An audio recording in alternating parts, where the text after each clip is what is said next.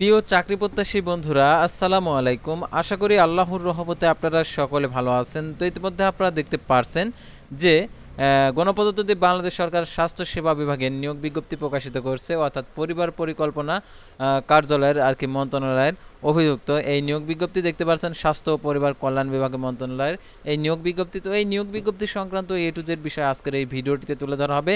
সাধারণত দেখতে পাচ্ছেন 24/5/2025 খ্রিস্টাব্দ তারিখে এই নিয়োগ বিজ্ঞপ্তিটি প্রকাশিত হয়েছে। তো এই নিয়োগ বিজ্ঞপ্তির ক্ষেত্রে আবেদনের ক্ষেত্রে শিক্ষাগত যোগ্যতা, বেতন স্কেল, আবেদনের ফি কত টাকা, আবেদন কিভাবে করতে হবে, আবেদনের পরীক্ষাটা কোথায় হবে, আবেদনের পরীক্ষা এমসিকিউ হবে না লিখিত হবে, এ টু জেড বিষয় আজকের এই ভিডিওটিতে জানতে পারবেন। তাই ভিডিওটি আপনার জন্য অত্যন্ত গুরুত্বপূর্ণ। তো ভিডিও শুরুর প্রথমে আপনি যদি অল জব নিউজ বাংলাদেশ এই চ্যানেলে প্রথমবার এই ভিডিওটি দেখে থাকেন তাহলে আমাদের এই চ্যানেলটিকে সাবস্ক্রাইব করে রাখবেন, notification bell button all press করে রাখবেন, এই ভিডিওটিতে একটি লাইক করে দেবেন। যারা ফেসবুক পেজে ভিডিও দেখছেন ফেসবুক পেজটি ফলো দিয়ে রাখবেন। ডিসক্রিপশন বক্সে আমাদের ফেসবুক পেজের লিঙ্ক দেওয়া রয়েছে, তো এখানে ক্লিক করে দেবেন, আমাদের ফেসবুক পেজে নিয়ে যাবে। জরুরি প্রয়োজনে হোয়াটসঅ্যাপ এবং ইমো নাম্বার দেওয়া রয়েছে। তো আমাদের ফেসবুক পেজ এবং ইউটিউব চ্যানেলে যে সকল আপডেটগুলো জানতে পারবেন, সরকারি বেসরকারি এনজিও, ডিফেন্স, শিক্ষক নিয়োগ, sales marketing, railway job, NGO job, এক কথায় সকল ধরনের নিয়োগ বিজ্ঞপ্তির আপডেট জানতে পারবেন, পাশাপাশি নিয়োগ পরীক্ষার। তো আর কথা না বাড়িয়ে চলে যাচ্ছি মূল সার্কুলার পেজে। যেহেতু স্বাস্থ্যসেবা বিভাগের নিয়োগ বিজ্ঞপ্তি, অর্থাৎ পরিবার পরিকল্পনা মন্ত্রণালয়ের অধিভুক্ত, অর্থাৎ পরিবার কল্যাণ মন্ত্রণালয়ের নিয়োগ বিজ্ঞপ্তি দেখতে পাচ্ছেন এখানে যে গণপ্রজাতন্ত্রী বাংলাদেশ সরকার পরিচালকের কার্যালয়, কুষ্টিয়া মেডিকেল কলেজ হাসপাতাল, কুষ্টিয়া, অর্থাৎ কুষ্টিয়াতে নিয়োগ বিজ্ঞপ্তি প্রকাশ করছে। তো দেখতে পাচ্ছেন এখানে যে গণপ্রজাতন্ত্রী বাংলাদেশ সরকার স্বাস্থ্য সেবা বিভাগের স্বাস্থ্য ও পরিবার কল্যাণ মন্ত্রণালয় বাংলাদেশ সচিবালয়ের স্মারকে দেখতে পাচ্ছেন ছাড়পত্র পাওয়ার কুষ্টিয়ার মেডিকেল কলেজ হাসপাতালের কুষ্টিয়ায় তৃতীয় চতুর্থ শ্রেণীর রাজস্ব খাতভুক্ত নিম্নোক্ত চিহ্নিত শূন্য পদের অস্থায়ী ভিত্তিতে সরাসরি নিয়োগের মাধ্যমে পূরণের সাপেক্ষে পূরণের জন্য পদের পাশে বর্ণিত শর্তে বাংলাদেশি নাগরিকদের নিকট হতে KUMCH.টেলিটক.com ওয়েবসাইটে আবেদনের আহ্বান করা যাচ্ছে। তো দেখতে পাচ্ছেন এখানে যে রাজস্ব খাতভুক্ত নিয়োগ বিজ্ঞপ্তি, অর্থাৎ সম্পূর্ণ সরকারি একটি নিয়োগ বিজ্ঞপ্তি, অস্থায়ী ভিত্তিতে আর কি নিয়োগ হবে, অর্থাৎ প্রথমে 1 বছর অস্থায়ী থাকবে, তারপর 1 বছর পর স্থায়ী হয়ে যাবে। তো আপনারা অনেকে মনে করেন যে অস্থায়ী যে নিয়োগটা, এই নিয়োগটা মনে হয় আর কি পরবর্তীতে আর কি চাকরিটা চলে যাবে, কিন্তু না, এটা 1 বছরে অস্থায়ী থাকে, তারপরে স্থায়ী হয়ে যায়। তারপর দেখতে পাচ্ছেন পদের নাম, বেতন স্কেল, জাতীয় বেতন স্কেল 15 সাল অনুযায়ী বয়স, পদের সংখ্যা, শিক্ষাগত যোগ্যতা, অভিজ্ঞতা, অফিস সহকারীর কাম, কম্পিউটার, মুদ্রাক্ষরিক 9,300 টাকা থেকে 22,490 টাকা, পদের সংখ্যা একটি, 18 থেকে 32 বছর, কোনো স্বীকৃত বোর্ড হতে দ্বিতীয় বিভাগ উচ্চ মাধ্যমিক সমমান পরীক্ষা উত্তীর্ণ, কম্পিউটার ব্যবহারে দক্ষতা, বাংলায় প্রতি মিনিটে 20 শব্দ, ইংরেজিতে 20 শব্দ। তারপরে দেখতে পাচ্ছেন এখানে ইনস্ট্রুমেন্ট কেয়ারটেকার 16তম গেট 18 থেকে 32 বছর, এটা হচ্ছে 9,300 টাকা থেকে 22,490 টাকা, পদের সংখ্যা একটি, কোন স্বীকৃত বোর্ড হতে ইলেকট্রিক্যাল মেকানিক্যাল ট্রেডে উচ্চ মাধ্যমিক সার্টিফিকেট ভোকেশনাল উত্তীর্ণ। তারপরে দেখতে পাচ্ছেন অফিস সহায়ক গ্রেড হচ্ছে 20, 8,250 টাকা থেকে 20,010 টাকা, পদের সংখ্যা 22টি। এটার জন্য দেখতে পাচ্ছেন কোন স্বীকৃত বোর্ড হতে মাধ্যমিক সার্টিফিকেট সমান পরীক্ষা উত্তীর্ণ, মোট পদের সংখ্যা 24টি। তো দেখতে পাচ্ছেন আবেদন ফর্ম পূরণ সংক্রান্ত যে নিয়মাবলী দিয়েছে, শর্তাবলী দিয়েছে, এগুলো অবশ্যই আপনাদেরকে অনুসরণ করতে হবে, কারণ তাছাড়া এই আবেদনপত্রটি বাতিল হয়ে যাবে। তো দেখতে পাচ্ছেন এখানে আবেদন ফর্ম পূরণ ও পরীক্ষা অংশগ্রহণের ক্ষেত্রে নিম্ন শর্তাবলী অবশ্যই পূরণ করতে হবে। ওয়েবসাইটে নির্দেশিকার মোতাবেক দেখতে পাচ্ছেন KUMC.টেলিটক.com ওয়েবসাইটে অনলাইন আবেদনপত্র প্রেরণ করতে হবে এবং যে কোনো আবেদনপত্র গ্রহণ করা হবে না। আবেদনপত্র 26/5/2025 খ্রিস্টাব্দ তারিখে 18 থেকে 32 বছরের মধ্যে হতে হবে। সরকার নির্ধারিত বিধিবিধান অনুসরণ পূর্বক দেখতে পাচ্ছেন এখানে বয়স সীমা নির্ধারণ করা হবে। শিক্ষাগত যোগ্যতা, সনদ এবং জাতীয় পরিচয়পত্র, অনলাইন জন্ম নিবন্ধন ও সনদপত্রের বয়স নির্ধারণ করা হবে। বয়স মনের ক্ষেত্রে অ্যাফিডেভিট গ্রহণযোগ্য নয়।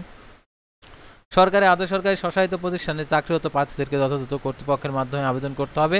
আর আবেদনপত্র অবশ্যই যে সরকারি চাকরিরত যারা প্রার্থী রয়েছেন ডিপার্টমেন্ট ক্যান্ডিডেট ঘরের অংশ টিক চিহ্ন দিতে হবে।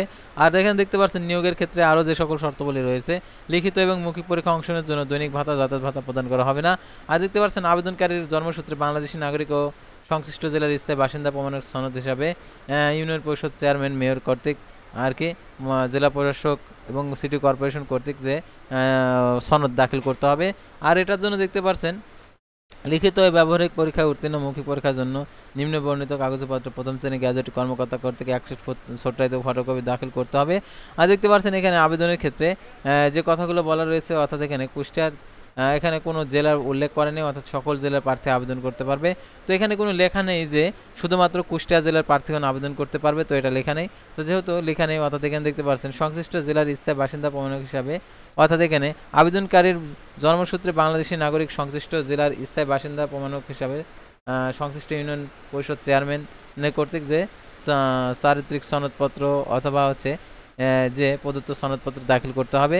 আর দেখতে পাচ্ছেন এখানে মৌখিক পরীক্ষার সময় যে সকল কাগজপত্র যুক্ত করতে হবে, দেখতে পারেন সম্প্রতি তোলা সময়ের পাসপোর্ট সাইজের রঙিন ছবি 2 কপি, প্রার্থীর আবেদনের উল্লেখিত শিক্ষাগত যোগ্যতা সনদপত্র, জাতীয় পরিচয়পত্র, যথাযথ কর্তৃপক্ষ কর্তৃক প্রদত্ত স্থায়ী ঠিকানা ও নাগরিকত্ব সনদপত্র, ডাউনলোডকৃত প্রবেশপত্র।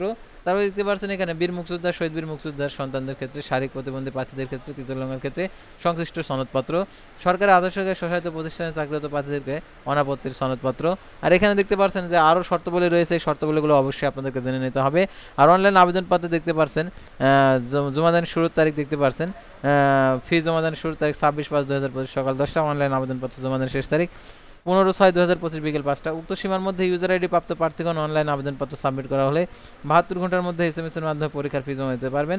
আর কত টাকা ফি প্রদান করতে হবে সেটা আপনাদেরকে দেখিয়ে দিচ্ছি। আর আবেদনপত্র 300x300 পিক্সেল ছবি এবং 300x80 পিক্সেল স্বাক্ষর আপলোড করতে হবে। আর অনলাইনে পূরণকৃত আবেদনপত্র একটি রঙিন প্রিন্ট করে পরীক্ষা সংযুক্ত সহায়ক হিসাবে মৌখিক পরীক্ষার সময় আর কি জমা দিতে হবে, অর্থাৎ অনলাইনে আবেদনপত্রটি। আর অনলাইনে আবেদনপত্রটির যে ইউজার আইডি দেওয়া থাকবে সেই ইউজার আইডি ব্যবহার করে 1 থেকে 2 নং পদের জন্য 112 টাকা, 3 নং কমিক নং পদের জন্য 56 টাকা। আর যারা হচ্ছে ক্ষুদ্র নিগোষ্ঠী অনগ্রসর প্রার্থীদের ক্ষেত্রে 50 টাকা, টেলিটক সার্ভিস 6 টাকা সহ 56 টাকা 72 ঘন্টার মধ্যে প্রদান করতে হবে। আর এটার জন্য দেখতে পাচ্ছেন যে কিভাবে টাকাটি প্রদান করতে হবে সেই পদ্ধতিটা দেওয়া রয়েছে, এই পদ্ধতিটা অনুসরণ করতে হবে। আর অনলাইনে আবেদনপত্র প্রেরণ করার পর আপনাদের প্রশ্ন থাকবে যে প্রবেশপত্র কোথায় কবে পাবো, কিভাবে জানতে পারবো প্রবেশপত্র প্রকাশিত হয়েছে, পরীক্ষার সময়সূচি আর কি দিয়ে দিয়েছে। তো আপনার যে মোবাইল নাম্বারটি আবেদনপত্র উল্লেখ করবেন সেই নাম্বারে SMS আর কি দিয়ে জানিয়ে দেবে যে পরীক্ষাটা কবে এবং প্রবেশপত্র প্রাপ্তির বিষয়টি, অর্থাৎ পরীক্ষা সংক্রান্ত সকল তথ্যগুলো সেই মোবাইল নাম্বারে আর কি প্রেরণ করবে।